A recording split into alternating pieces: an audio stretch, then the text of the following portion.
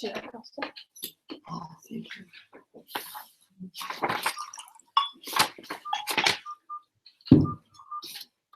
if you look at page 244,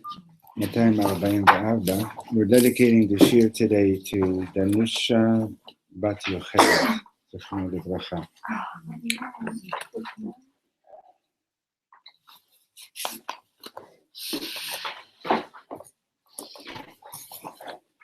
So you see the verse over there, Vayivater Yaakov levado vayavek ish imo ad alot hashachar.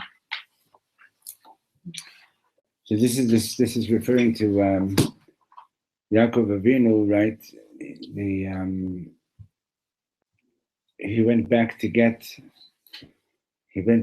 He brought his family across the Yabok River, right? Coming into Eretz Yisrael. And then he went back to get something, and it says, Vayivater Yaakov levado, he was there all by himself. Vayavek ish imo, and then this man came to wrestle with him. Ad alot hashachar, and they wrestled until the rise of the morning star. Mm-hmm. And the rabbis in the Talmud agreed that this ish was the Sav Shel Esav, was Esav's archangel. Mm-hmm. And they thought, and in the end, this ish saw that he cannot beat Yaakov, so it says that he dislocated his hip. And Yaakov said, and he says, let me go to Yaakov. And Yaakov says, I'm not letting you go until you give me a blessing. And that's when he said to him, Lo yikarei shemcha od Yaakov, ki im Yisrael, your name is no longer going to be Yaakov, it's going to be Yisrael. Okay? So before we go on, Rav Shlomo used to sing this song with this pasuk. There are two psukim where you have in Tanakh, where you have the word levado, all alone. One pasuk is v'nizgav Hashem levado bayom hahu. It's a pasuk in Yeshayahu that Hashem alone will be exalted, and you have the pasuk over here, Vayivater Yaakov levado. Yaakov is left all alone. So the Medrash says that basically, Yaakov is alone in the world. If you don't believe me, open up any newspaper today, and you'll see that, right? The whole world is against Israel today, and but we're not really alone because we have Hashem, and Hashem is alone. And Hashem is alone. That there's still a lot of nations that don't recognize, right? The Kodesh Baruch Hu. So the song goes like this. V'nizgav Hashem levado, Hashem levado bayom hahu. V'nizgav. You guys can come and sit over here if you want, okay? Hashem levado bayom hahu. Vayivater Yaakov levado, vayavek ish imo. Avavad alot hashachar, avad alot hashachar. Vayivater Yaakov levado, vayavek ish imo. Maybe I can sit over here with yeah. Avavad alot hashachar, avad alot hashachar. V'nizgav Hashem levado, Hashem levado bayom hahu. V'nizgav Hashem levado bayom hahu. Vayivater Yaakov levado, vayavek ish imo. Avavad alot hashachar, avad alot hashachar.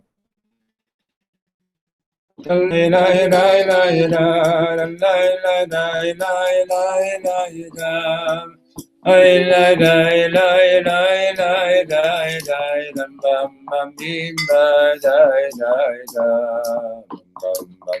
bam bam bam bam.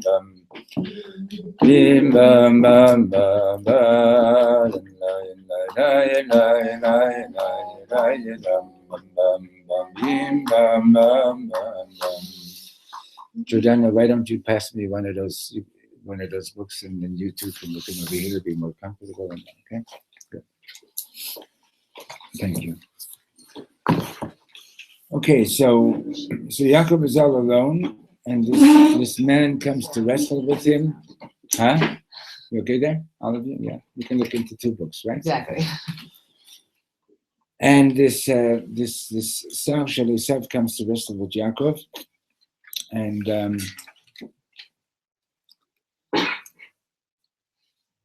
there are three opinions as to what did this Sav Shalisav look like. One opinion is that he looked like an idol worshiper. Another opinion is that he looked like a robber. And another opinion is that he looks like a Talmid Chacham. Looks like a religious Jew. Streimel, kapote, נראה כמו תלמיד חכם, כמו יהודי רגיל. Okay? How is anybody supposed to know How is anybody supposed to know what an angel looks like? An angel could look like, can get dressed up in many costumes. Up in Shemayim, they have a second-hand store called Trimple Door. They can get dressed in any costume that they want. My idea of an angel is one that has wings and angel. That's another costume. When we speak about angels, even when you see, even according with your idea, it's like Yeshayahu has this vision of, and he sees the angels. And how many wings, by the way, do they have in his vision? How many? 6 wings. Okay, so but it's not that form that an angel has.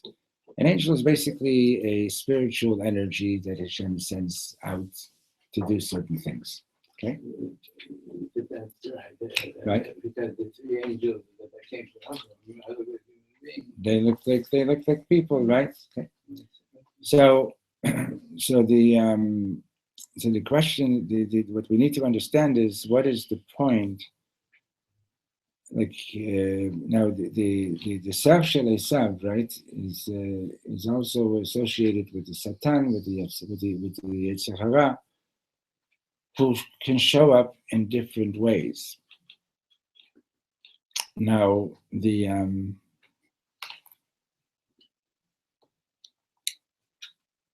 the Yetzer Hara shows up as a robber or as an idolater, you know clearly what they're putting on the table, what they're offering, right?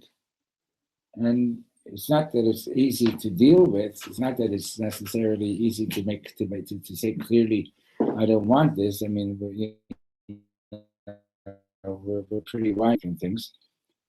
But what about the Sav Shel Esav showing up as a Talmid Chacham?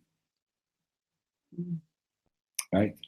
That's a lot more subtle and tricky, right?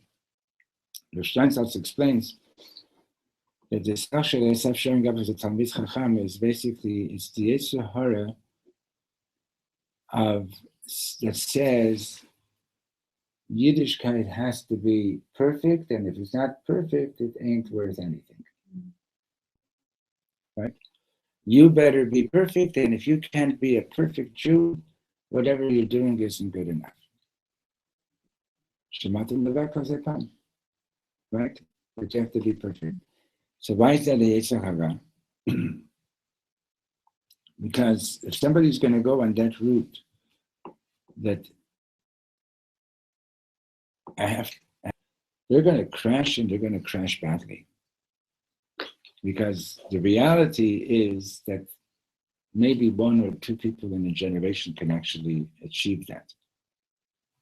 And it's not necessarily it's like not only not necessarily, it's very likely is not my job or your job to be a perfect tzaddik.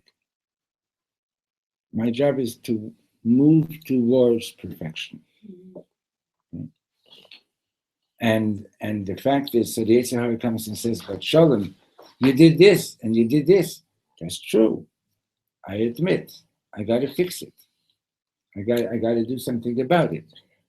But don't tell me that because I'm not perfect, therefore I should give up.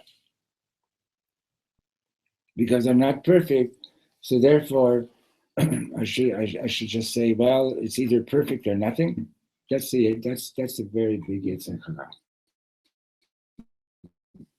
תביא כוס בשבילה. תודה. You can have a drink if you want. Okay?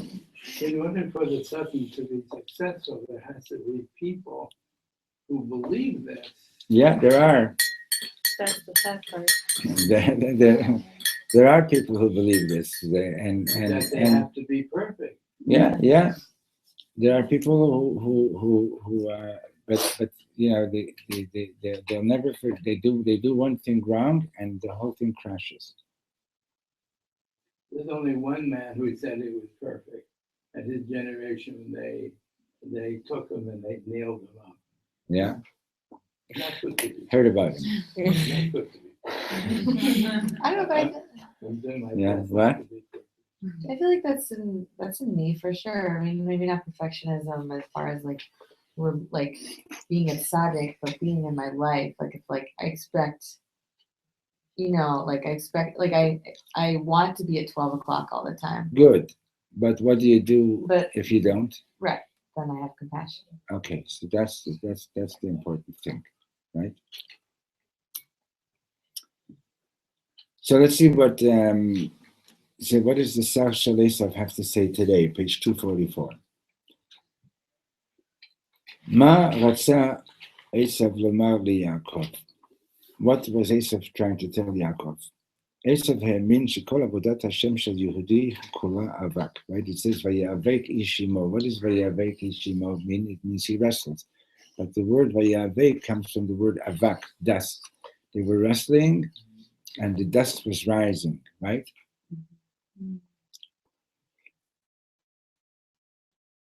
So everything that a Jew does in avodat Hashem is just dust. יהודי יכול לעמוד בכל כוחו ובכל זאת לא ישיג דבר. A Jew can put all his effort into serving God, and in the end, he just doesn't achieve it. That's what Esav says. Esav אמר לי, יעקב, אתה עובד כל כך קשה, אבל כמו כולנו, אתה ממשיך לחטוא. You're working so hard, אבל בסופו של דבר, you're still doing things that are wrong. מה הטעם? Why is that? Because המעשים שלך הם אבק בלבד, because what you're doing is just dust. השבת שלך חסרת טעם, your Shabbos is lacking taste, הלימוד שלך חסר טעם, your learning Torah is missing taste, ומעל הכל, and above all, אתה עדיין עובר כל כך הרבה עבירות, you're still doing so many transgressions, אין לך תקווה, you have no hope. Right? That's Esav's argument. Right? In other words, why don't you just stop and have a good time? You know, in other words, why do you keep on struggling? You know, like, see, Esav was, don't forget, Esav was Yaakov's twin, right? He's not just stem, like, without brains. He knows how to learn. You know, he in another teaching of Reb Shlomo, he says that if you'd walk on the street, you would have a hard time distinguishing between Yaakov and Esav. Esav is also walking around with a strimal, looking very religious, etc., etc. It's you know, but Esav is the guy that says, listen, it's either going to be perfect or why bother? Right?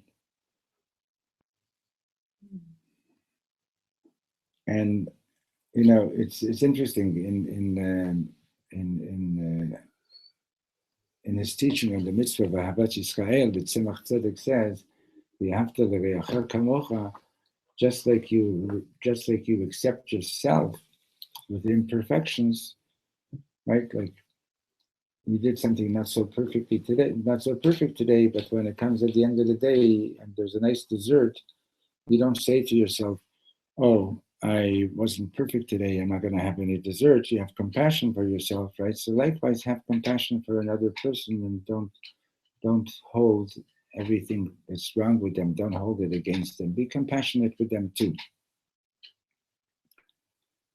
So Esav is saying, listen, either you're perfect and you deserve the dessert, or you might as well have a ham sandwich.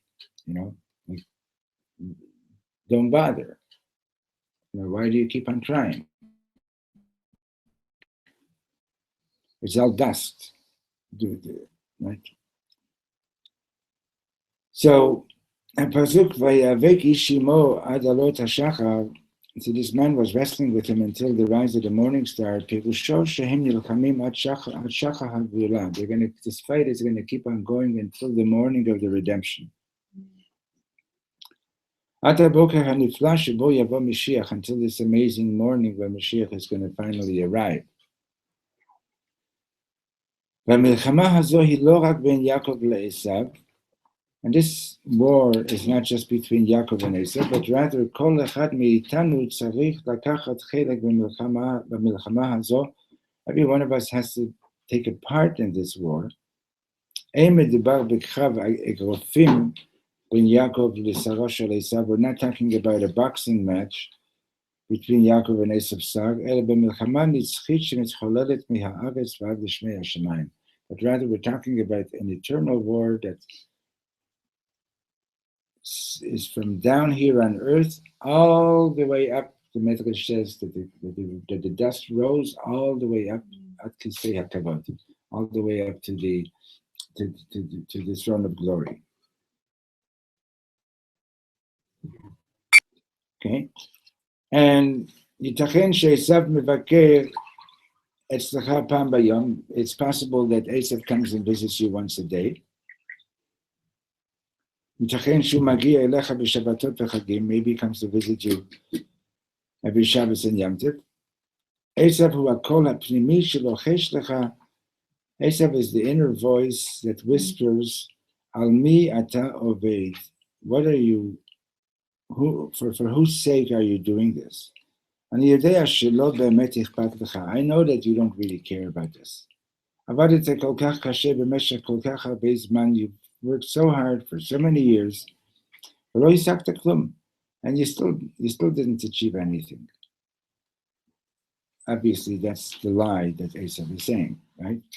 Esav mechaseh ta'inayim shelcha ba'avak. He's blurring your vision. He's covering your eyes with dust. And you can't see yourself anymore. And you begin to think, maybe that's right. Maybe I'm just dust blowing in the wind. Right? Remember that song? Yeah. They still play it? Yeah. Huh? Who's that, Simon and Garfunkel or something? Yeah. Yeah. Goes with the clothes, yeah?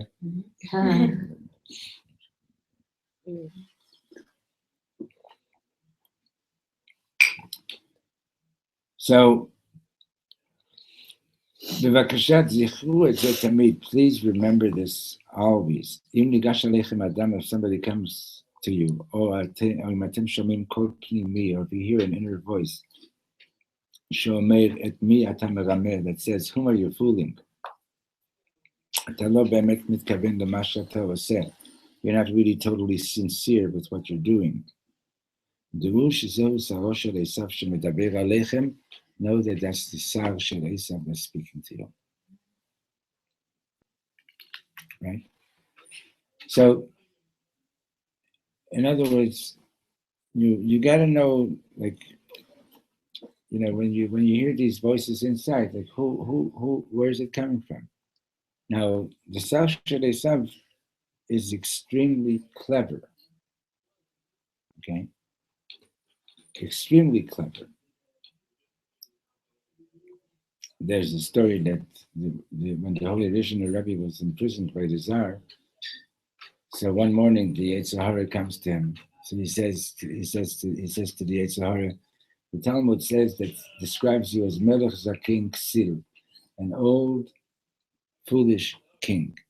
So he said, yeah, I always understood why you're called a old, because you've been here ever since. Why you're called a king, because you're pretty good at bossing people around. But I never understood why you're considered to be a fool. After all, you're pretty clever. So, but he says, now I understand. I'm in prison here because I have no choice, but why are you here in prison? Okay, so what are you doing here, right? But the astronomer brings the teaching that the Medrash says that the dust rose all the way up to Kisi HaKavod. And that's what Reb Shlomo is saying over here. It's not like, okay, I'm going to win the struggle today, and from now on, it won't be a struggle anymore. No, the higher you go, the further you go, the struggle continues. It doesn't, if you're not struggling anymore, that means that the Yetzer Hara doesn't even bother with you anymore because you're already dead. In other words, if you give up making progress, if you think that, I've reached a certain plateau and must speakly, right? And I'll just go on automatic pilot from now on, right? And the Yetzer Hara is not going to bother you. You go ahead, go to shul, put on your tefillin, go, do what you're doing. You're not growing. You're not really alive. You're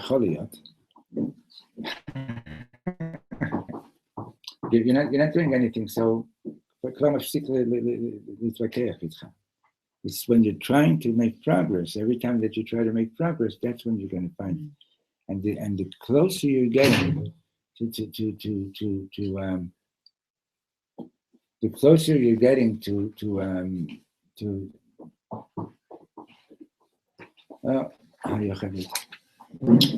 the closer you're getting to the goal, the more difficult it is, right?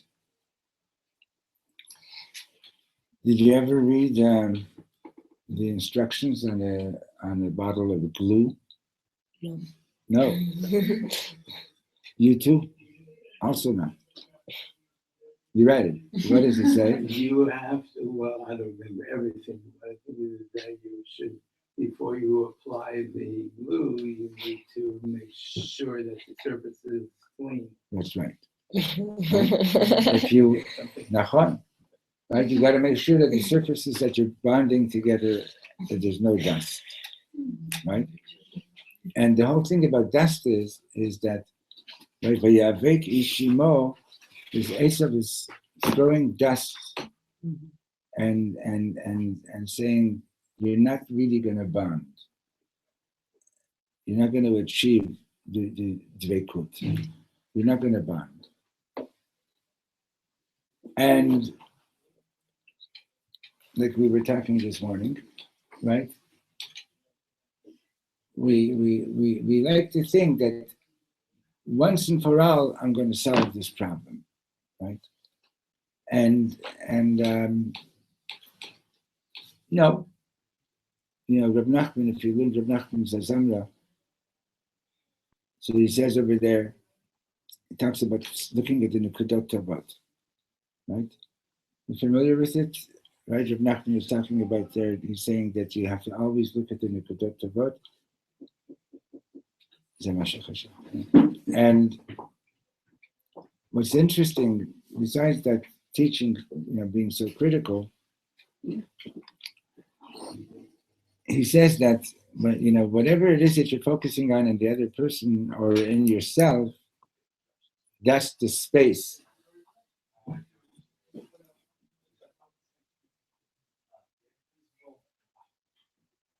That's the space that you're going into. You focus on the Nekudat Tova in another person, you're putting them into a good space. If you focus on something negative, you're putting them into a bad space. Same thing with your own self. Okay? What's interesting is that Rabbi Nachman keeps on, in that one lesson, in Reish Pei Bet, he keeps on repeating it. And the reason he keeps on repeating it is to let you know that maybe in that whole lesson, like in those 2 pages, the repetition there must be about 15, 20 times, okay? Because what he's letting you know is it's not a one-time thing, right? And the fact of the matter is that the Yetzer Hara doesn't give up, right? You got up and you woke up in the morning. It was a struggle to get out of bed. It was a struggle to go and do something, and you did it, Baruch Hashem. But the Yetzer Hara doesn't walk away from you and say, "Oh, I lost the customer." It keeps coming back, right? So we got to take a lesson from the Yetzer Hara himself that he doesn't give up. So why should I give up, right? And that's what we already had right in Parshat Toldot.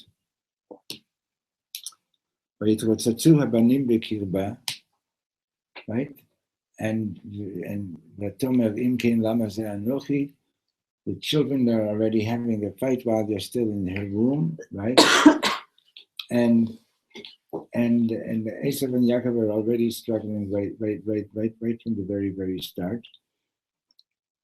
And it's going to go on until Mashiach is coming. It goes on to your last breath. That's what the Talmud says.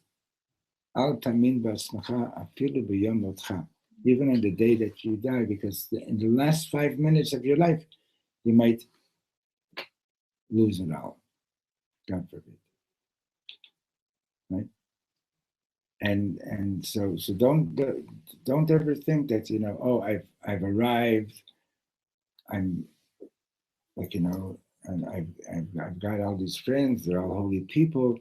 I'm never going to crash. Bunch of baloney. Pashut. You can walk around. You can act like the most religious Jew in Yerushalayim, and inside, it never touched you in your deepest kishkis. Okay. It has to go. It has to be like, and to achieve that, it requires work. And when I say work,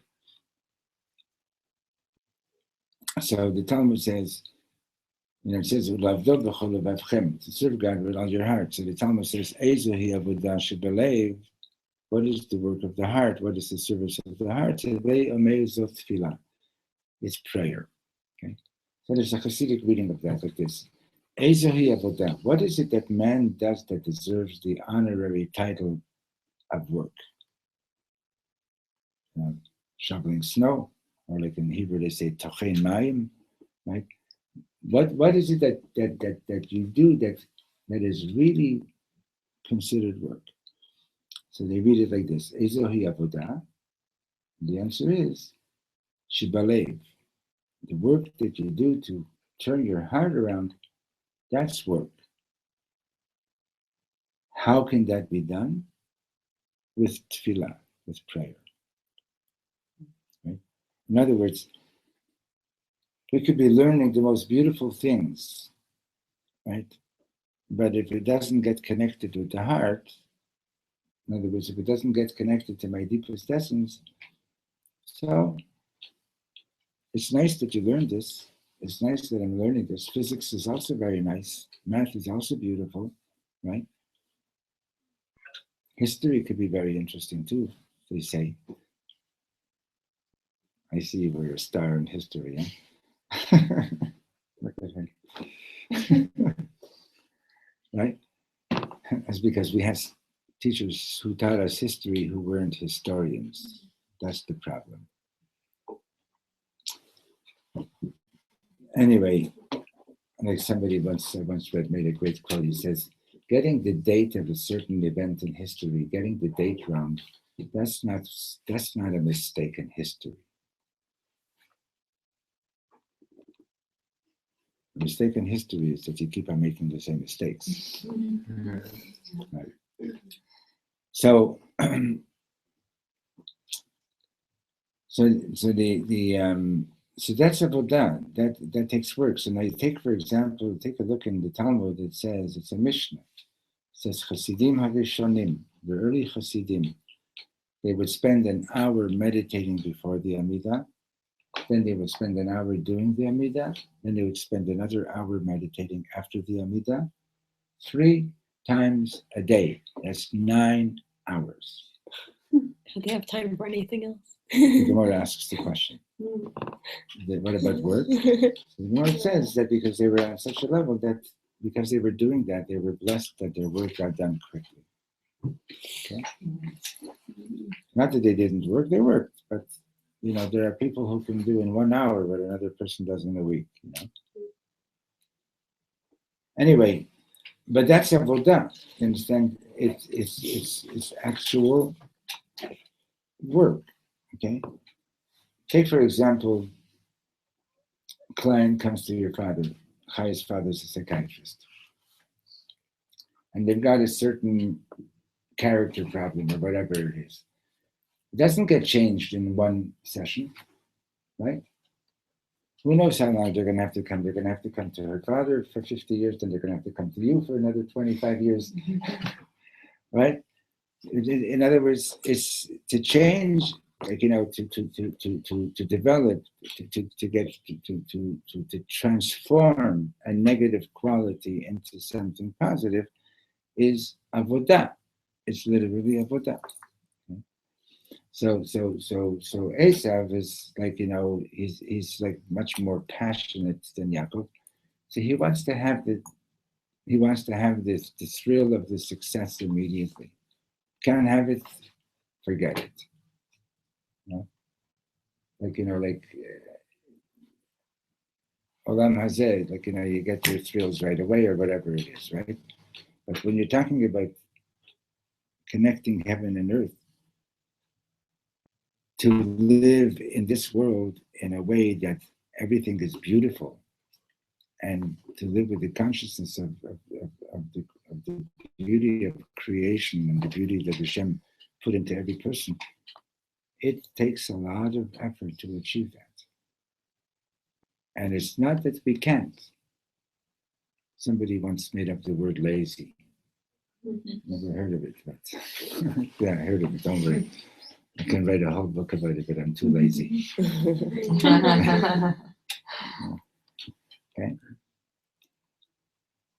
Okay, so that's one thing. Let's go on a little bit, okay? Okay. Yes, I one thing of course. just reminding me, like with the work, I was learning with Chani Reskin a few weeks ago, and we were. You know that she knows Hani? No, you know. Here's one of Hani's friends. Oh. One of Hani's Well chassidot.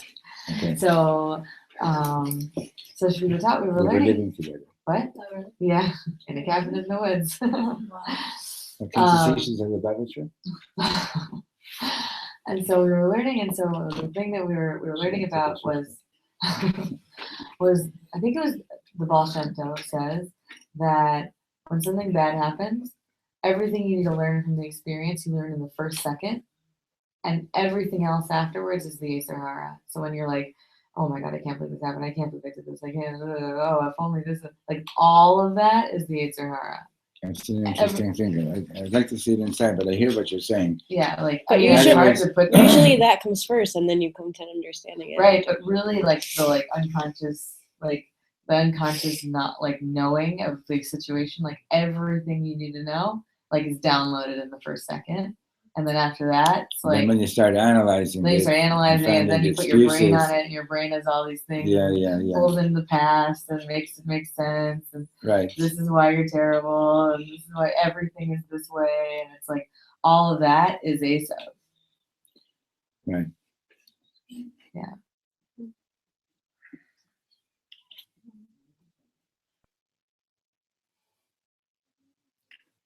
Right. It's like but you don't want to know. Yeah. Right? It's like it gives your brain like you food. And You it's get the like, message, but you don't want to hear yeah, it. and there's just like chomps for hours. Right. Yeah.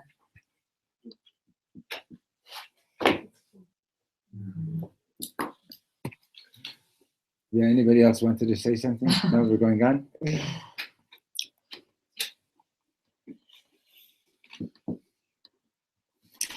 Okay, but כשהנשמה מתגלה, not מתגלה. ויוותר יעקב לבדו, Yaakov is all alone, right? So now he's talking about the revelation of your soul, okay?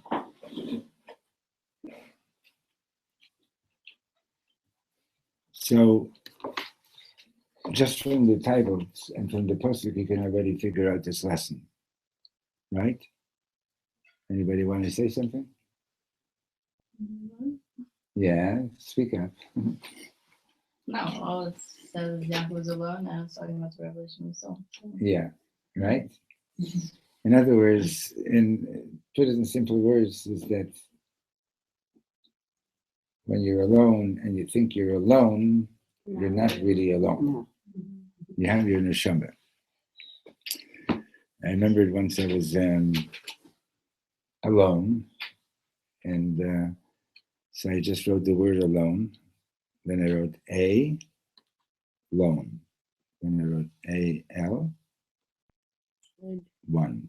Then I wrote A, and then I just was playing with the arrangement of the letters, and all of a sudden I realized, like maybe I'm feeling so alone because I'm making God feel alone. Maybe Hashem is sort of like saying, hey, you're making me feel lonely. And the way Hashem is letting us know that is by our experience of loneliness. So that when you're really alone, right, it's a time to say, it's a good opportunity to discover that you're not really alone. Right? All one. Okay? So that's what he says. How can God feel alone? But those are the people that we're all talking about. When we feel alone, we talk and don't have nobody, or we think we don't have nobody. Your question is very good. Okay? I didn't say that. What I said was that maybe I'm in my relationship with my personal relationship with Hashem. I'm turning my back on him, so I'm making him feel alone from me. But you're right. We're not trying to be scientific over here. But the idea is that the idea being that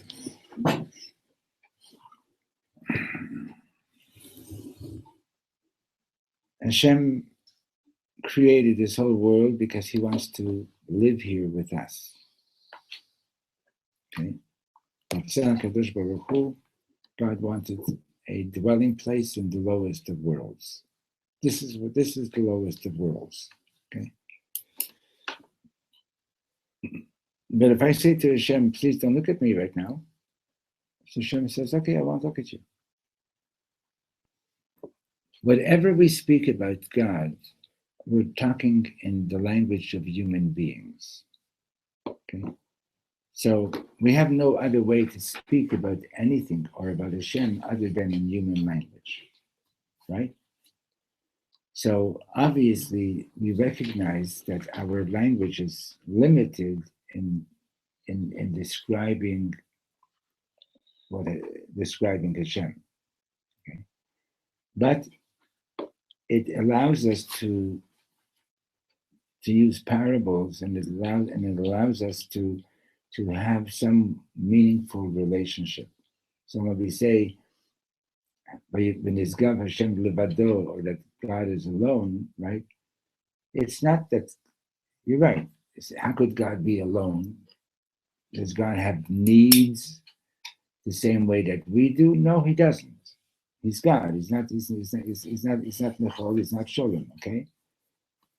But it's a language with which we talk about our relationship with Hashem.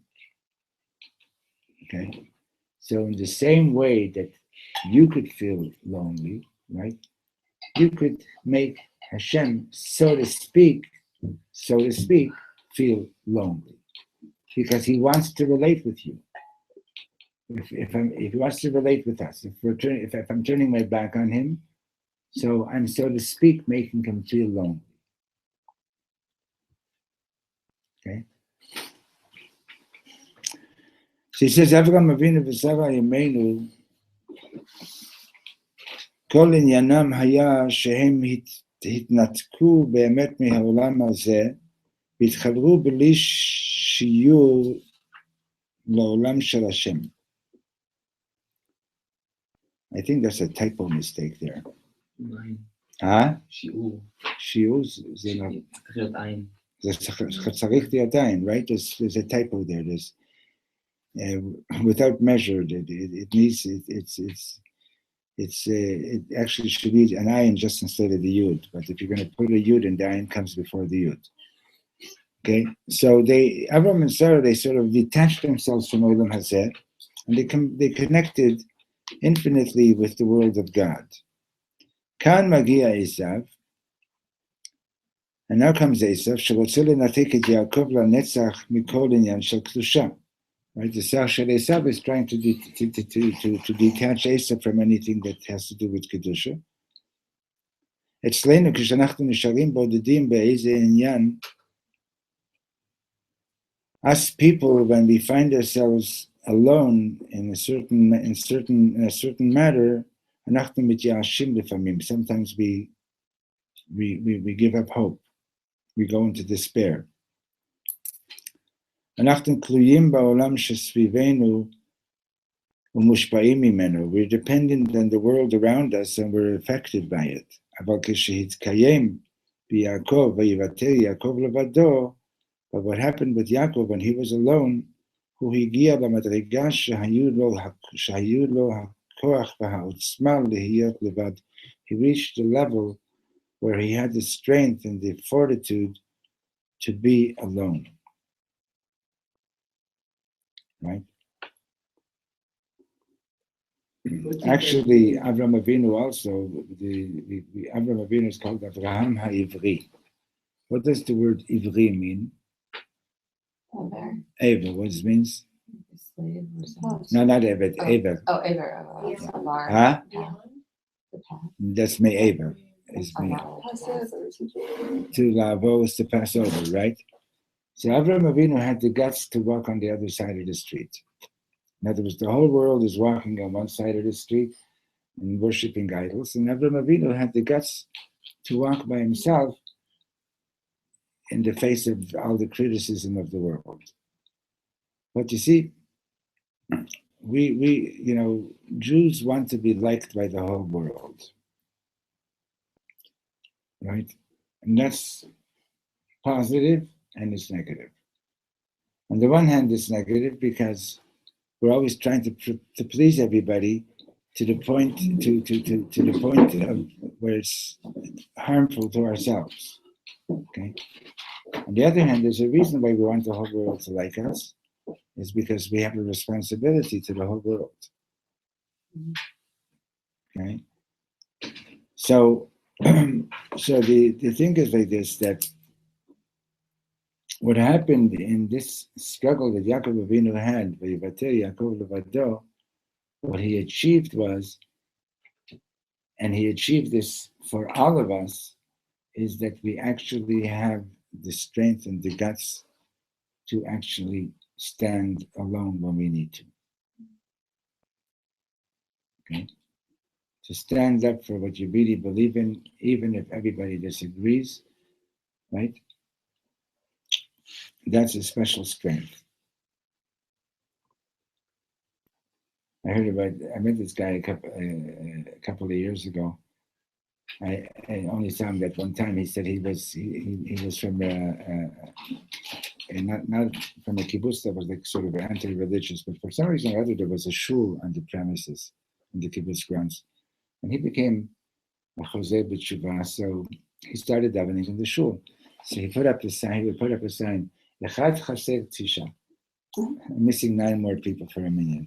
A couple of days later, somebody else joined him, so he changed the sign, Shnayim Chaserim Shmona, and eventually he had a minyan, and people were getting turned down to davening. They kicked him out of the kibbutz. That's the story that he told. In any case, people like people like their parents to never change, and their friends to never change, and so on. You just want everything to just be what you're familiar with, And you have to have guts to say no. I want to be true to myself. I want to live my life the way I really believe I should. Takes a lot of strength. Okay. Yogi and I were talking about this yesterday, but I think that God like blew Avram's like I think he like blew he just it was like this insane experience that it was like he couldn't. It wasn't like this subtle thing where he's like, I think there's a God and I'm gonna defend it. It was like as real as anything could possibly be real. Yeah. And that from that place, he was like, what else am I supposed to do? Like, I just experienced like truth. Oh, that's true. And when you when you or any one of us, if you sit down and you really meditate and get in touch with the reality that your essence being is your neshama, right? And that the essence of your neshama is Hashem, right? If you really experience it, not just intellectually, right? It's scary because your life is going to change. Yeah, never the same again. Right? I some of you know the story already, and I hope that I'll do it one day again. But when I read in Rabbi Kaplan, we were talking about doing the Amidah for an hour, right? So Rabbi Kaplan writes in his book on Jewish meditation, says if you would spend 7 seconds on each word of the Amidah, this Baruch, and think about it for 7 seconds, and Ata, right? Okay. It will take you just about an hour to do the Amidah. Okay. So I decided, well, okay, I'll do that. By the time I got to Ata Kadosh, and I started Ata Kadosh, I was literally scared to death. Okay. And sadly, I chickened out. In other words, it takes a tremendous amount of koach to come to that place and say, okay, I'm going. It's similar to what you just quoted from the Baal Shem Tov, okay? Yeah. It takes guts to say, okay, that's it, I'm turning my life around. So, fine, that's what happens for many of us. That's why what we just learned before is really important, and that is that even though I'm not perfect, right? Even though I've had opportunities and didn't bless you, and didn't take best advantage of them, etc. I'm not going to stop. Okay? That's really important. Mm-hmm. So, by the way, the Ramban, if you have a chance to look at the Ramban on this week's Parshat, on this story over here about Vayivater Yaakov Levado, and so there's a whole medrash that Levado, don't read just Levado, but Likado. He went back to get the Kad Shemen. That was the Kad Shemen, that was the miracle of Hanukkah. Mm-hmm.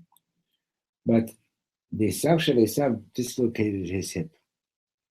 he dislocated Yaakov's hip. In other words, he hit him in the pelvic area, and that's like that's something that really stops us from going all the way in kedusha, right? And that the and Reb Shlomo also speaks about that he's going back for that. They say that the Gemara says he went back for pachim ktanim. He went back for some small vessels. And the Ramban says that these pachim ktanim are representing the assimilated Jews. Okay? And Yaakov is saying, I don't care how assimilated this person might be, I'm going back to get him. I'm going back to find him. Okay? And that's sadly, how many people do you know that actually think about and care about the thousands of Jews that don't even know Aleph Bet? They don't even know what Shabbos is, or hardly know that they're Jewish. Yeah, If not for some Gentile swearing at them and saying, cursing them out for being Jewish, they might not even know that they're Jewish, So how many people that mamish care about every Yid on the planet, right? Lubavitch Rebbe was one. Shlomo Karloff was another one. Okay, and that's another thing from Yaakov Avinu. Vayivater Yaakov levado, and he went back for pachim ktanim. He went back for those Yidden whose souls are like so small at the moment, and are so lost and assimilated. Reb Shlomo once, one of his favorite stories was about Mr. Green. He says, and he used to say, like a lot of people misunderstand what do we mean when we say an assimilated Jew. So Mr. Green lived on the Upper West Side, and Reb Shlomo used to see him every so often on West End Avenue or on Broadway. And he was like a real playboy type. He always was walking around. You never saw him with the same woman twice, Always had a new girlfriend. And they would say hello to each other, talk sometimes. Anyway, one day Reb Shlomo notices he's walking with the same woman a second time, and then the third time, and Mr. Green, what's going on? She says, Shlomo, she's the love of my life. I found the love of my life. And mamish, like for a month he was with this lady. And one day Shlomo sees him for the first time ever walking by himself in the street with his face to the floor. Mr. Green, what's going on? So he says, Shlomo, we broke up. Shlomo says, why did you break up?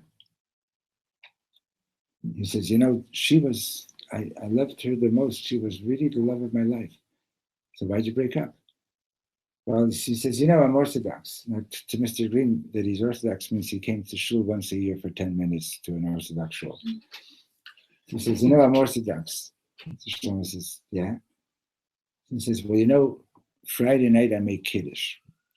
Now, how did Mr. Green make Kiddush? He didn't even know Aleph and Bet, right? He knew that on Friday night it's Shabbos, and that on Friday night Jews drink wine. So every Friday he'd go and buy himself a gallon of wine or whatever, and he would drink wine and he'd get shikker. But for him, this was Kiddush. So he says, I make Kiddush on Friday night, and she didn't understand that. She just thought that we're getting drunk. So he says, I couldn't stay with her. She didn't understand I'm making Kiddush. So he says, So Shlomo says, you think Mr. Green is assimilated? He's not assimilated. He knows he's a Jew. You know, he knows he's a Jew. Okay, but you have a lot of Yidden that like Mamish, if not for the fact that their name is Levine, like They wouldn't know their term. they might not know. Okay, the issue is not that it's not for us to pat ourselves on our back and say, oh, Baruch Hashem, we're connected. The issue is, do I care for the Yid who's not connected? Am I doing something for them? Am I going across the river to find them? A few years ago, Rabbi Jonathan Sachs used to be the chief rabbi of England, so he was the keynote speaker. He was the keynote speaker at the Kiddush Shluchim. So he said that what was the Lubavitch Rebbe's response to the Holocaust? The Nazis, if they knew that there was a Jew hiding 30 miles away, 50 miles away, they went after him, even if it was just one Jew. So the Rebbe's response was, there's one Jew in some hick town in the former Soviet Union, we're going to go find him. And that's an awesome thing,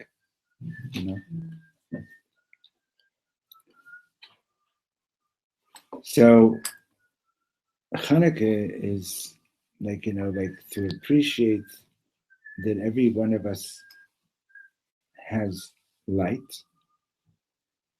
Every one of us possesses a kad shemen tahor. Every one of us possesses this. It could be the tiniest bit, but every one of us possesses this pure light. Every one of us needs to find it. And when you find it, you need to illuminate it and shine it out and let it radiate into the world.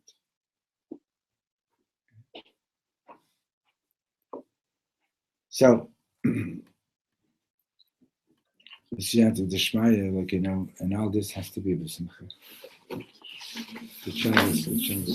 Shabbos, thank you. Shabbos.